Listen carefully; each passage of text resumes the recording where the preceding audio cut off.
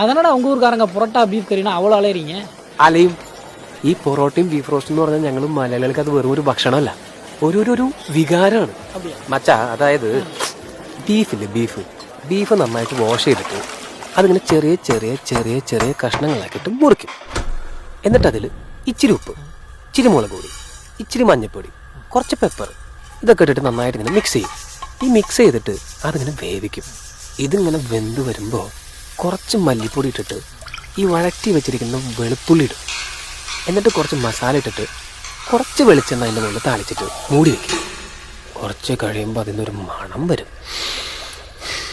അപ്പം അതിങ്ങനെ തുറന്നിട്ട് അതിൽ നിന്നൊരു തവി കൊണ്ട് കുറച്ച് ബീഫ് റോസ്റ്റ് എടുത്ത് പ്ലേറ്റിലേക്കിട്ട് നല്ല മുരിഞ്ഞൊരു പൊറോട്ട എടുത്ത് അതിൽ നിന്ന് ഒരു ചെറിയ പീസ് ഇങ്ങനെ കീറിയെടുത്ത് ചാറിൽ മുക്കി ഒരു ബീഫിൻ്റെ കഷ്ണം ഇങ്ങനെ പൊതിഞ്ഞെടുത്ത് നിങ്ങൾ കഴിച്ചാൽ